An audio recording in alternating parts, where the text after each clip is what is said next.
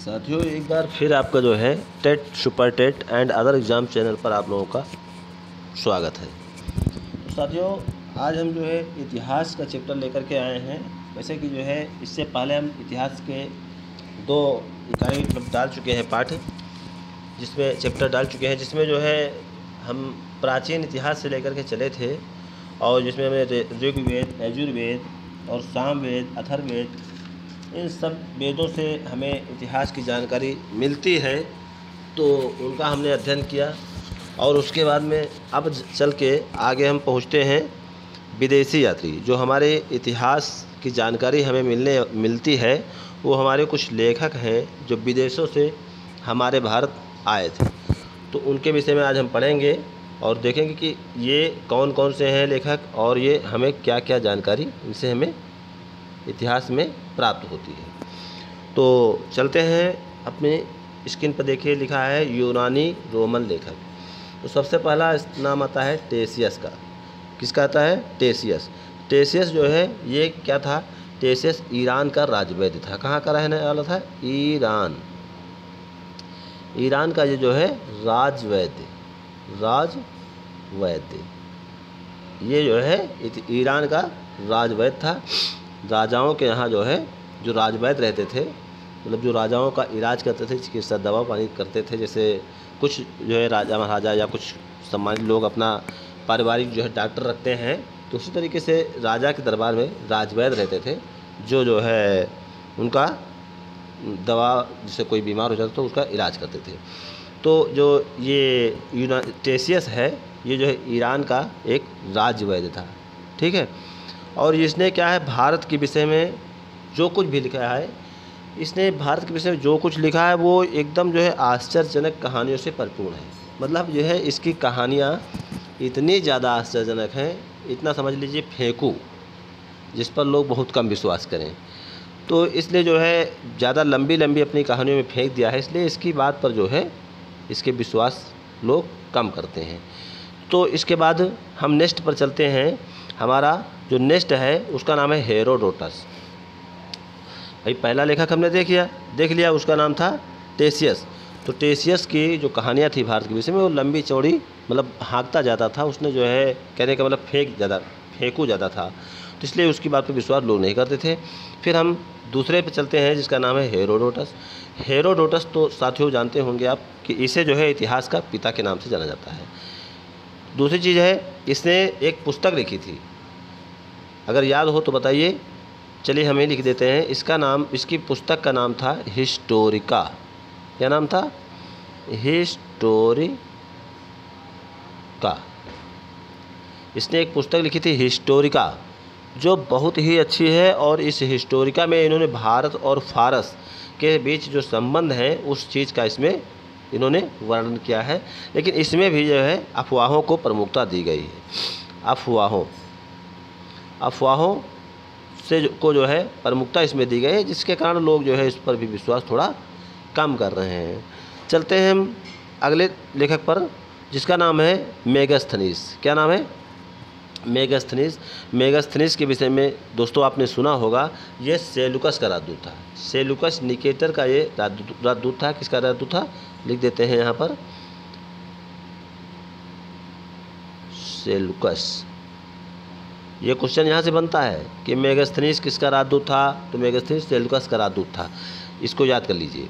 और ये एक क्वेश्चन यहाँ से और बन जाता है। दूसरा क्वेश्चन, मतलब पहला क्वेश्चन बन जाता है क्वेश्चन नंबर फर्स्ट बन जाता है कि मेगास्थनीज किसका राजदूत था, तो मेगास्थनीज सेलुकस का राजदूत था। और क्वेश्चन नंबर 2, दूसरा क्वेश्चन क्या बन जाता है, ये किसके दरबार में आया था? किसके दरबार में आया था? ठीक है दोस्तों, तो ये किसके दरबार में आया था? अगर नहीं जानते हो तो हम बताते हैं, ये आया था चंद्रगुप्त मौर्य के दरबार में। किसके आया था? चंद्रगुप्त मौर्य। ठीक। क्वेश्चन नंबर 2, पहला क्वेश्चन है कि ये किसके दरबार में आया था, ये किसका राजदूत था, तो ये सेलुकस का राजदूत था। दूसरा हमारा है कि ये किसके दरबार में आया था, तो मेगास्थनीज चंद्रगुप्त मौर्य के दरबार में आया था। ये प्रश्न बहुत बार पूछा गया है। और दोस्तों इसके विषय में एक और चीज़ जानकारी जो है आपको जो है इसमें ये बताना है कि जो है इसने एक पुस्तक लिखी थी, शायद आपको याद हो। इसने एक पुस्तक लिखी थी, उसका नाम था इंडिका। क्या नाम था? इंडिका।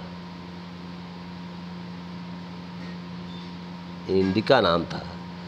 अब जो इन्होंने इंडिका पुस्तक लिखी थी, मेगास्थनीज। तीसरा हमारा क्वेश्चन है, question number third. Question number third क्या है कि इंडिका के लेखक कौन है? इंडिका के लेखक कौन है? मेगास्थनीज ने। मेगास्थनीज जो इंडिका लिखी है मेगास्थनीज ने, इसमें किसका वर्णन किया गया है? तो इसमें मौर्य युगीन जो समाज है और संस्कृत है, उसी के विषय में मेगास्थनीज ने वर्णन किया है। दोस्तों देर न करते हुए हम नेक्स्ट पर चलते हैं लेखक पर। उसका नाम है, नेक्स्ट पर चलते हैं, उसका नाम है डाइमेकस। ठीक है, क्या नाम है? डाइमेकस। अब डाइमेकस के विषय में आप लोगों ने सुना होगा, ये जो है राजदूत किसका था? ये भी क्वेश्चन बनता है, question number first. Question number first बनता है, ये किसका राजदूत था? तो ये किसका राजदूत था दोस्तों? ये था आंतियोकस।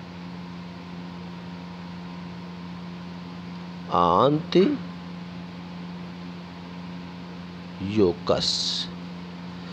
क्वेश्चन नंबर फर्स्ट कि ये डाइमेकस किसका राजदूत था? तो डाइमेकस जो है आंतियोकस का राजदूत था, इसका आंसर है। और question number two, question number two है कि जो डाइमेकस था ये किसके दरबार में आया था? तो ये किसके दरबार में आया था? ये बहुत ही इम्पोर्टेंट प्रश्न है दोस्तों, इनको जो है याद कर लीजिए। बिंदुसार के दरबार में आया था। इसमें जो डाइमेकस था ये किसका राजदूत था? आंतियोकस का राजदूत था। क्वेश्चन नंबर टू है किसके दरबार में आया था? ये आया था बिंदुसार के दरबार में। ठीक है, और बिंदुसार तुम जानते हो कि बिंदुसार भी मौर्य युगीन शासक था, तो इसने भी जो है मौर्य युग के विषय में लिखा है। मौर्य युग के विषय में इसने भी जो है लिखा है। चलते हम देर न करते हुए नेक्स्ट पर। नेक्स्ट हमारा है डायोनिसियस। अब डायोनिसियस क्या था? ये कहाँ का रहने वाला था? ये था मिस्र का। कहाँ का था? मिस्र का। और ये राजदूत किसका था? Question number first. Question number first है कि डायोनिसियस किसका राजदूत था? तो ये राजदूत था टालमी फिलाडेल्फिया, यानी कहाँ था? मिस्र नरेश टालमी। मिस्र नरेश टालमी। ठीक है, मिस्र नरेश टालमी फिलाडेल्फिया। ठीक है, फिलाडेल्फिया का राजदूत था। अब दूसरा क्वेश्चन बनता है कि भाई किसके दरबार में आया था?